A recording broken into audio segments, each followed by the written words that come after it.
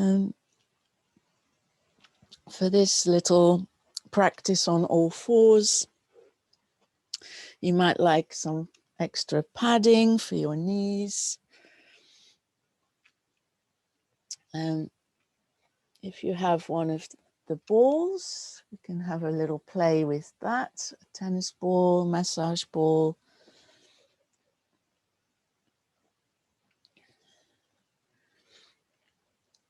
So also, if this is a little hard for you to be on all fours on your hands, you could be on your forearms and let your hands kind of rest on the ball, letting it roll around a bit with less weight going through. So that's an option.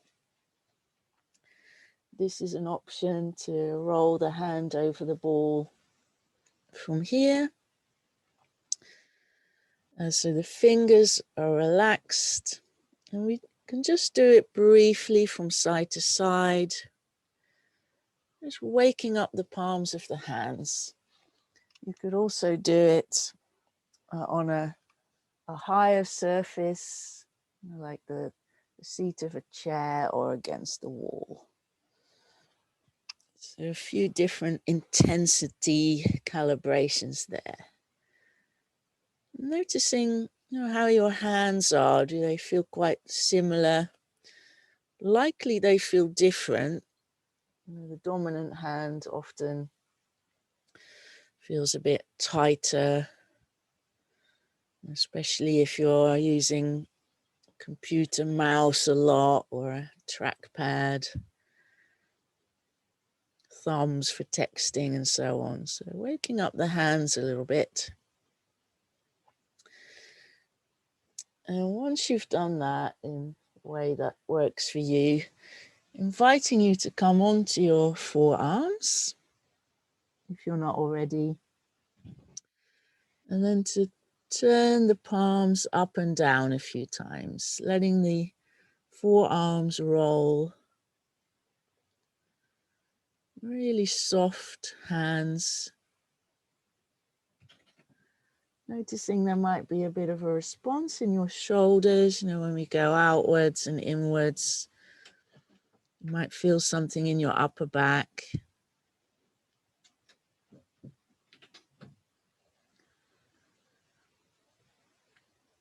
And then how would it be to be either in this elbow cat, supporting yourself with your forearms and elbows, or the usual cat with your hands more or less below your shoulders. And the other option is to be slightly forwards of the shoulders.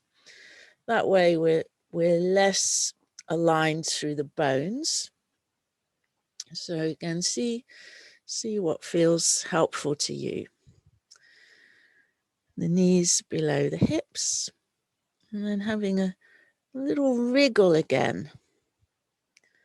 So wriggling through the back ribs, side ribs. How can you move your back with a slight forward bend emphasis? Maybe you can wriggle your hips a little bit too, your pelvis. And then the back bend, looking forward, letting the spine dip. And again, a wriggle, and only doing what feels pleasurable here. If it doesn't feel good, either do something different, more neutral spine or forward bend, or rest. Maybe rest in child pose.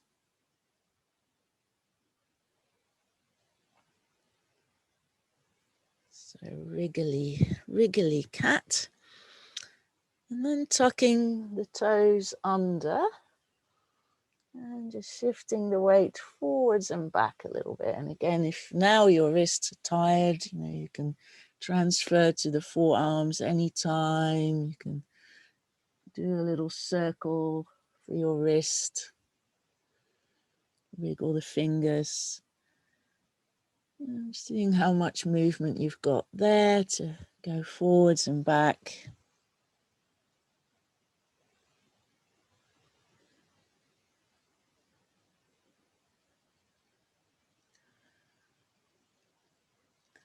And then coming back to all fours as a starting point for downward dog.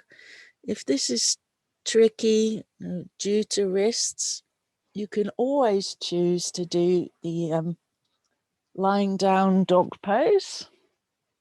From this position, arms by your side, taking your arms up and extending the legs up and playing around with that. That's a good alternative for people with wrist issues. And if it's all good, you can come from the cat with your toes tucked under, feeling the support of your bones, going back into downward dog.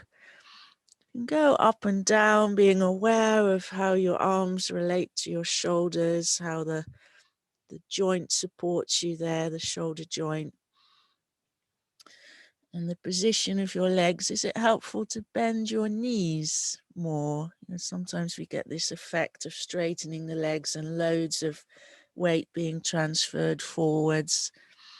So having a play with that, and maybe the walking dog as well, to strengthen the feet, stretch the calves.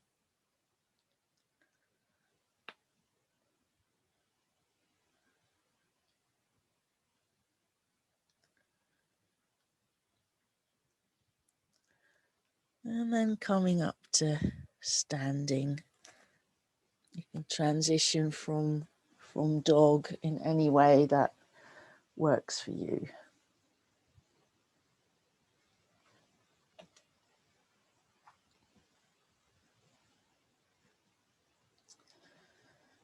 Coming to upright. Letting your arms relax by your side now, maybe giving your wrists a bit more of a release, shaking out, circling.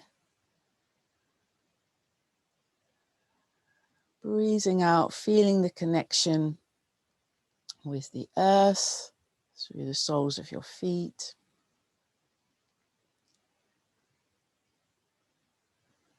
Mountain pose, attentive standing.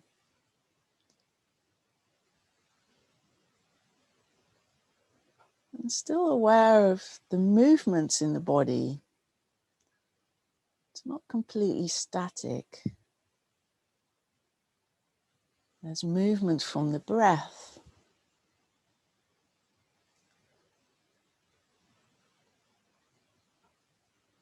There's some core support going on from the belly.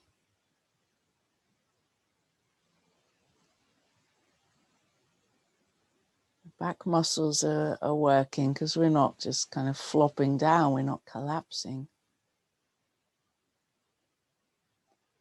And at the same time, finding a way to be in standing that's really effortless.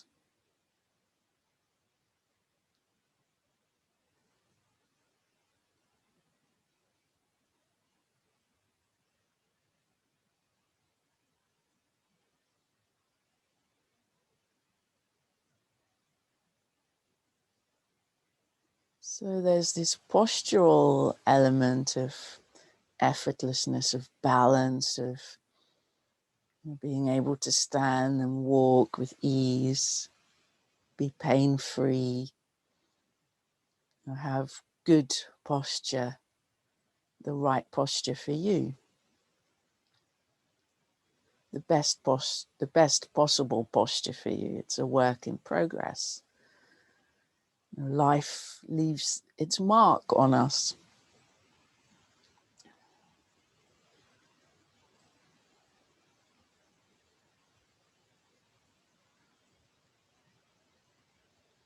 And then there's also the kind of psychological element.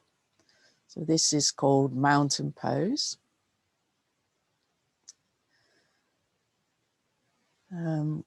And that will have certain connotations for us. A mountain, solidity. Sometimes we refer to rock as a, you know, a quality, a human quality, someone who's like a rock, someone you can lean on, someone that feels supportive, that maybe someone who's always calm, who's solid, reliable. So in this pose, you get that sense of being a bit like a rock, embodying that quality.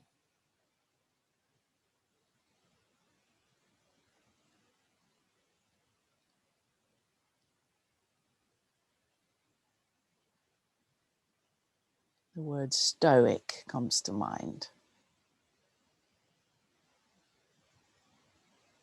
And still within that feeling the life inside. So we're human, we're not stone. We're actually made of water largely. And we're breathing air.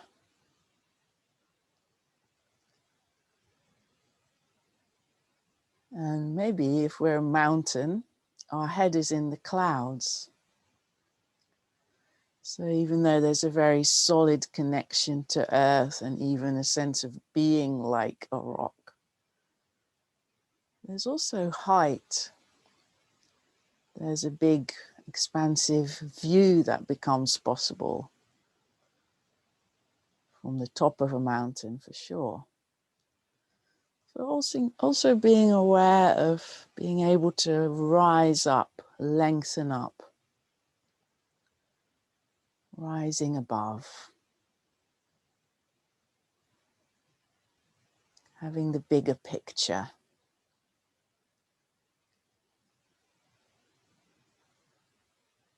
Can you have a sense of that quality in your own body in this pose?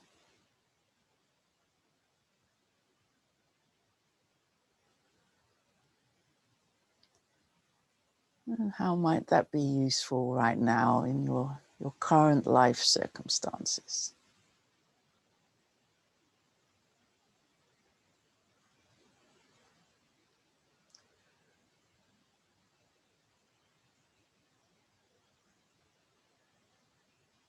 And then we can emphasize either one. So we could make it a bit more earthy and take our feet wider apart and have that sense of strength we've been working on from the waist down, strength now in the legs.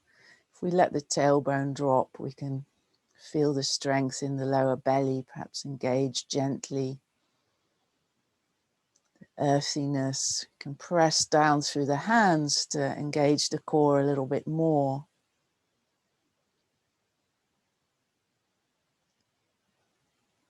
Very earthy, this pose.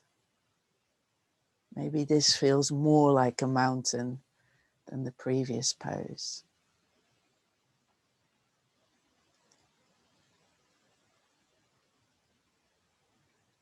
And then we could make it lighter. We could shake off that earthiness a little bit and release the legs. So we've been working on flexibility around the hips, a little bit of a wriggle, loosening up.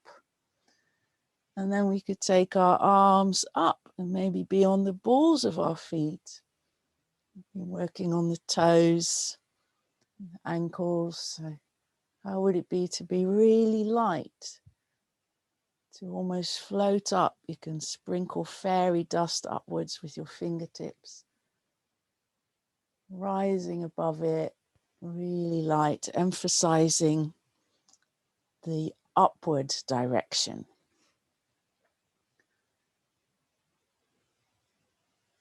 Looking up.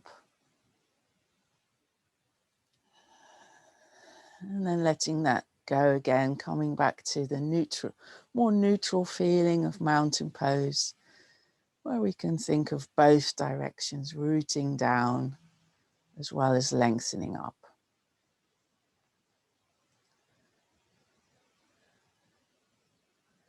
And then choosing one of the two, or staying in mountain if you kind of want to balance both. for another minute or so. Do we need a bit more of this earthiness? Because I've been all over the place, and maybe if you've had some anxiety or something like that, then this could be useful. And if you have a sense that you've been a bit too heavy, demotivated, a bit taking things a bit too much to heart, too seriously, then this lighter one might do the job. So which one is good for you today?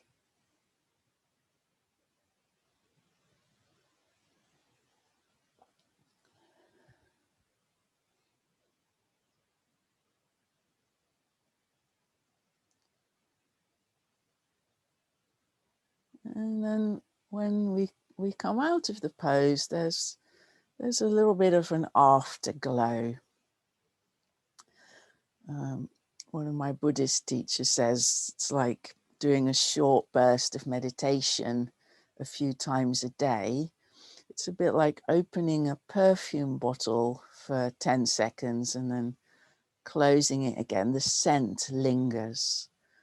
So something usually lingers from our practice. We either become a bit calmer, or we feel a bit lighter, feel a bit different physically, and often also mentally, emotionally.